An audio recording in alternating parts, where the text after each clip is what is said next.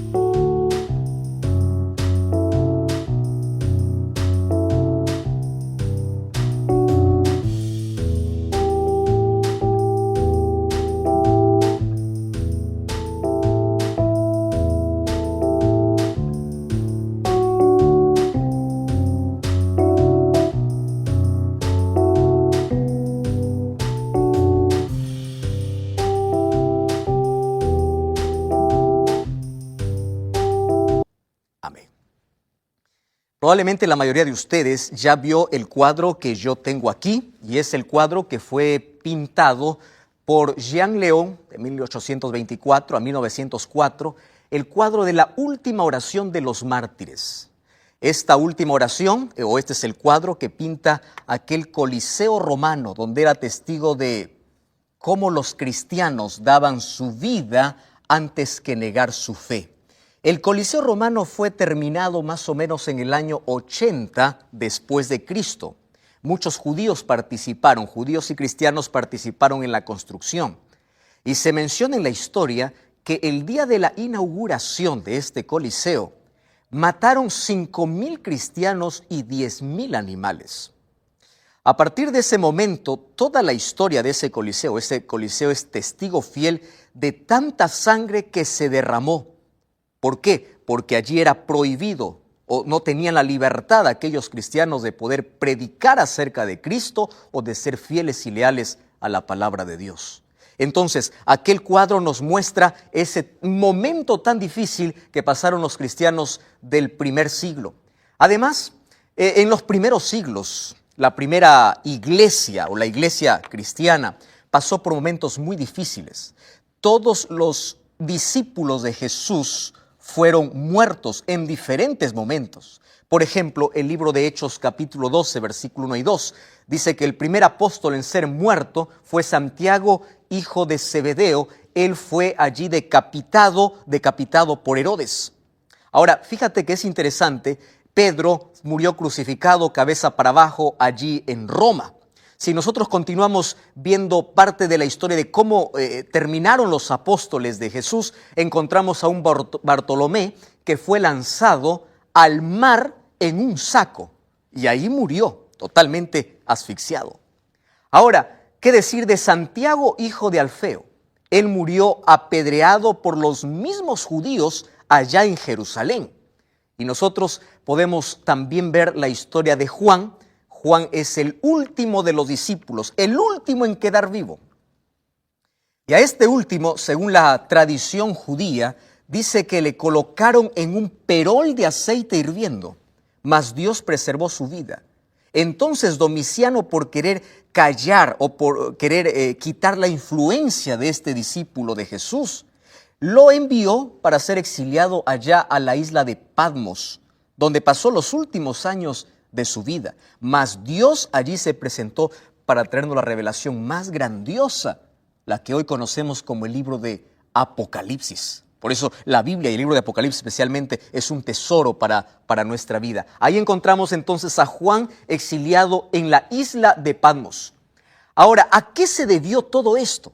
La Biblia menciona por qué los cristianos sufren por causa de su fe. El libro de Apocalipsis capítulo 12, mira, abre la Biblia conmigo. Apocalipsis capítulo 12, versículo 17 menciona lo siguiente. Apocalipsis 12, 17. Dice así: entonces el dragón se llenó de ira contra la mujer y se fue a hacer guerra contra el resto de la descendencia de ella, los que guardan los mandamientos de Dios y tienen el testimonio de Jesucristo.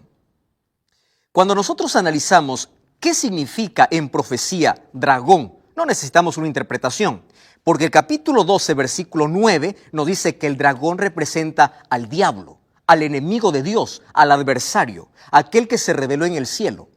Y si nosotros vamos al libro de Efesios capítulo 5, versículo 22 al 25, encontramos que iglesia representa, o una mujer representa a una iglesia.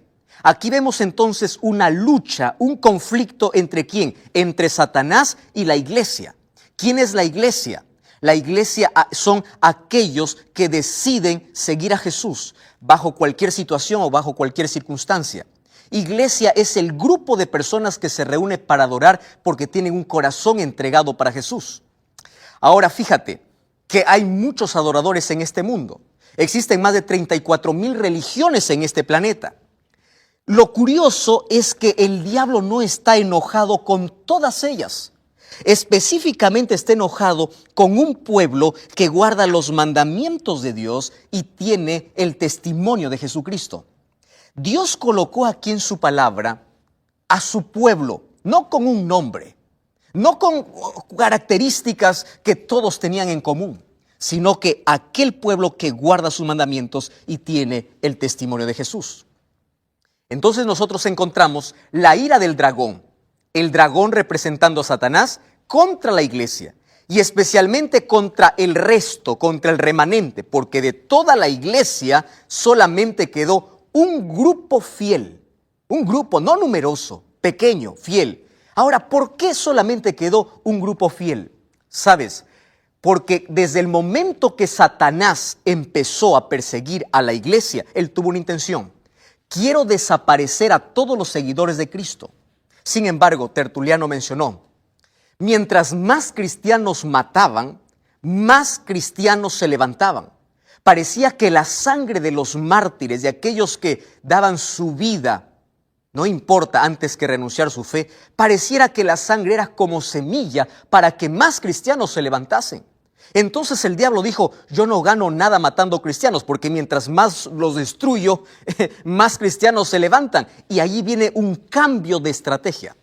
Y ese es nuestro tema de hoy. Ese cambio de estrategia se llamó apostasía. Pero antes quiero leer un texto maravilloso que está en este maravilloso libro que se llama En busca de esperanza. Probablemente tú lo recibiste como regalo. Mira lo que dice. La historia de la iglesia primitiva testifica del cumplimiento de las palabras del Salvador. Los poderes de la tierra y el infierno se unieron contra Cristo y contra sus seguidores. El paganismo vio que si el evangelio triunfaba, Sus templos y altares serían barridos. Por tanto, reunió sus fuerzas para destruir la cristiandad. Entonces se encendieron los fuegos de toda persecución.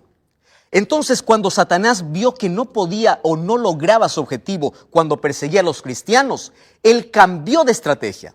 Aunque Dios le dio un consejo en el libro de Apocalipsis 2:10 a la iglesia y dice: sé fiel a tus principios, sé fiel hasta la muerte, no importa si pierdes la vida por causa de mí, dice Jesús, porque yo te voy a dar la vida eterna. Ahora, ¿cuál es la estrategia que empleó el diablo? El diablo colocó tradiciones o introdujo tradiciones y empezó a corromper la verdad. ¿Qué significa eso? Mira lo que dice el libro de Apocalipsis capítulo 2, el versículo 11 o el versículo 14 y versículo 15. Apocalipsis 2, 14 dice: tengo unas pocas cosas contra ti. Tienes aquellos que retienen la doctrina de Balaam, aquellos que enseñan y aquellos que ponen tropiezo a mis hijos. Versículo 15. También tienes aquellos que retienen la doctrina de los nicolaitas, a los cuales yo aborrezco. Eran grupos que intentaron ya desde la iglesia primitiva romper el compromiso fiel a Dios y empezaron a traer por allí costumbres paganas. Sin embargo, nosotros conocemos por la historia que algo ocurrió en el año 313. Apareció un emperador llamado Constantino, y Constantino firmó un edicto que se llamó el Edicto de Milán, donde cesaba la persecución para todos los cristianos. Y a partir de ese momento, la iglesia perseguida empezó a tener favores. ¿Qué tipo de favores y qué tipo de privilegios? Ahora dejó de ser perseguida, tenía comodidad, solo que Satanás usó a estos grandes gobernantes ¿para qué? Para que a cambio de la libertad que le dan a los cristianos puedan aceptar todas las herejías que ellos traían. Todo el paganismo que él traía. Por eso es que la conversión de Constantino no fue una conversión sincera. Él trajo tantas costumbres, tantas cosas que hoy se practican y no tienen una base bíblica. Empezó a ingresar a partir del segundo siglo en adelante. Empezó a corromper la pureza de la verdad. Entonces, ¿qué cosa sucedió? El gran adversario trató de obtener por medio de astucia lo que no había logrado por medio de la fuerza.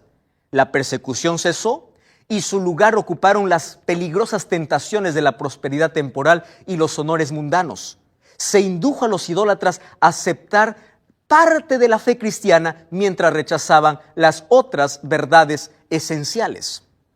Entonces, el libro de Apocalipsis refleja que no toda la iglesia o no todos aquellos que dicen ser seguidores de Jesús son aquellos que están de parte de Jesús.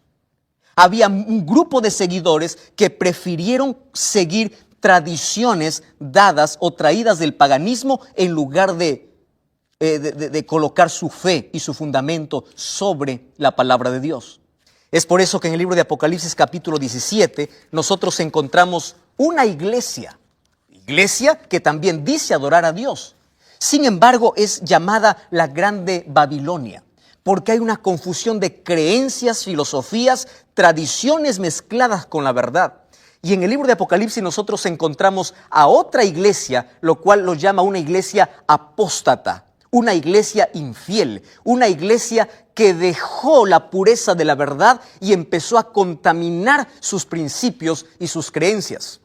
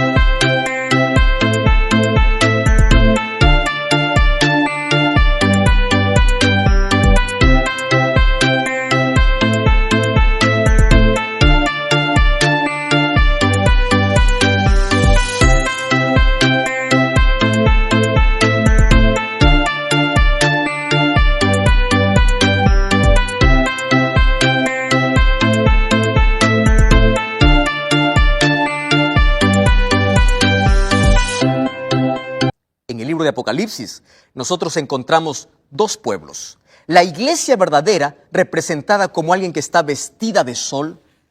Y en el libro de Apocalipsis capítulo 12 encontramos las características y cualidades que tiene esta iglesia. Y Apocalipsis 17 encontramos la iglesia falsa, una iglesia contaminada, una iglesia que empezó a colocar sus creencias en tradición antes que en la palabra de Dios. Ahora tú te preguntarás, ¿cómo se corrompió la fe? ¿Cómo fueron traídos algunos principios paganos para la iglesia? Entonces yo quiero que tú prestes atención, porque mira cómo Satanás con su astucia y su estrategia logró contaminar la pureza de la verdad.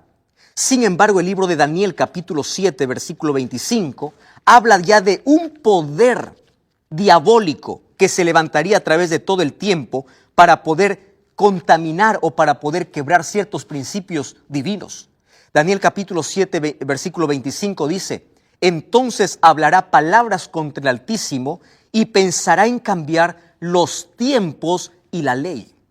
¿Sabes de qué está hablando? De un poder que se levantó en la Edad Media, específicamente a partir del año 538 después de Cristo. Este poder religioso que empezó a perseguir cristianos, este poder que abrió las puertas para la Santa Inquisición, este poder a quien llamaba herejes a quienes querían ser fieles a la palabra de Dios. Ahora presta atención, dice que cambiará los tiempos y la ley. Este sería un poder apóstata profetizado por Daniel capítulo 7, versículo 25. Nosotros ya en un programa anterior hablamos acerca de la ley de Dios. Y dijimos algo muy claro, la ley no salva, mas tiene una función, ¿verdad? Uno cuando recibe la gracia de Cristo, Cristo nos ayuda a vivir en armonía con su palabra y con su ley.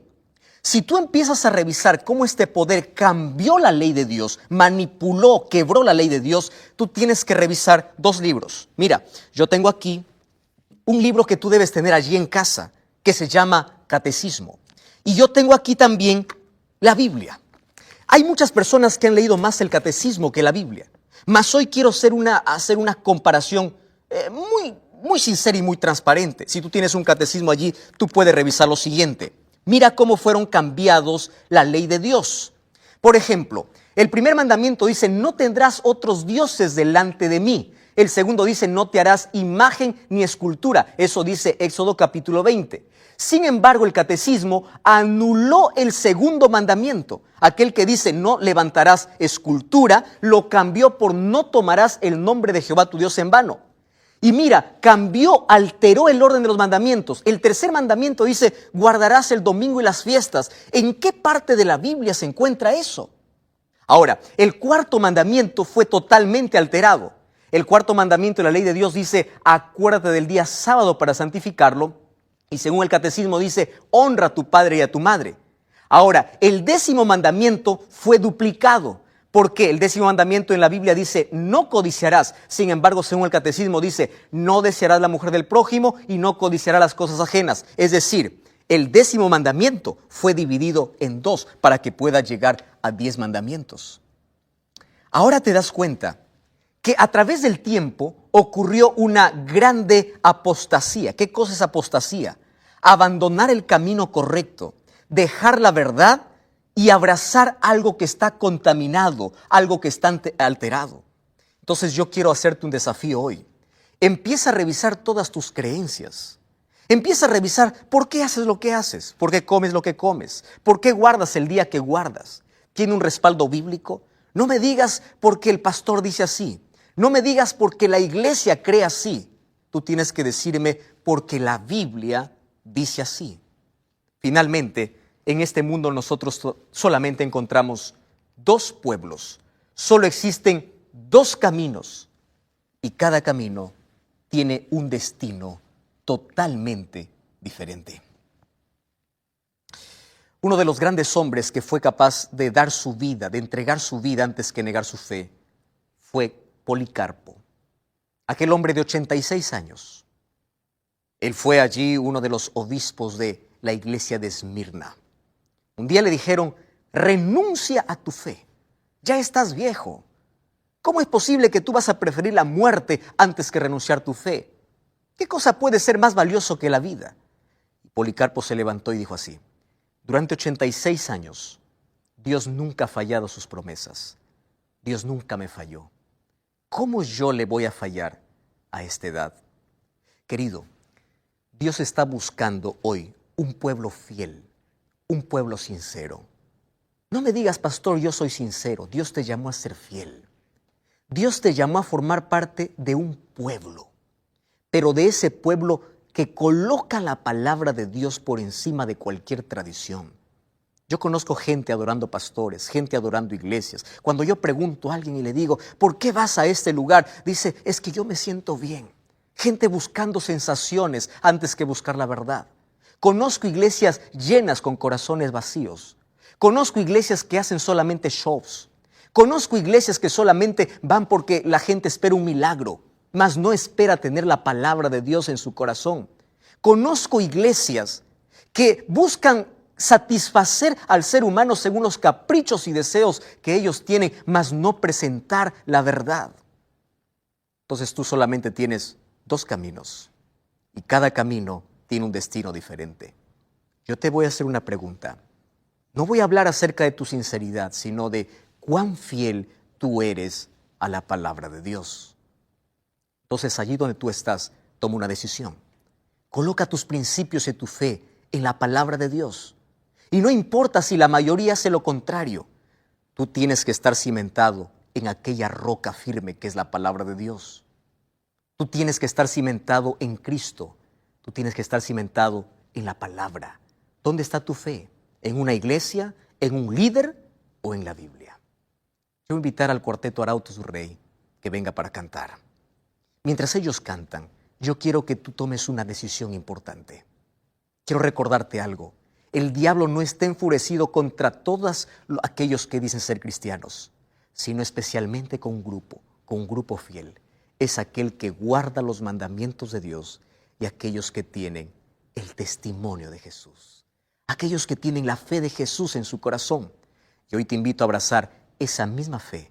Te invito a abrazar a ese mismo Jesús y te invito a respetar la palabra de Dios y a colocar la Biblia por encima de cualquier tradición o de cualquier cosa que alguien pueda decir. Mientras el cuarteto canta, te invito a tomar esta decisión. Yo voy a estar orando por ti. Dios, por esta linda música y gloria a Dios por aquella linda decisión que tú hoy tomaste. Coloca la palabra de Dios en tu vida. Sé fiel a lo que Dios dice en su palabra. Sé fiel a los principios que Dios estableció para ti. No formes parte de esta grande apostasía ni de aquella grande rebelión contra Dios. ¿Quieres orar conmigo? Cierra tus ojos. Querido Dios, gracias porque a través de tu palabra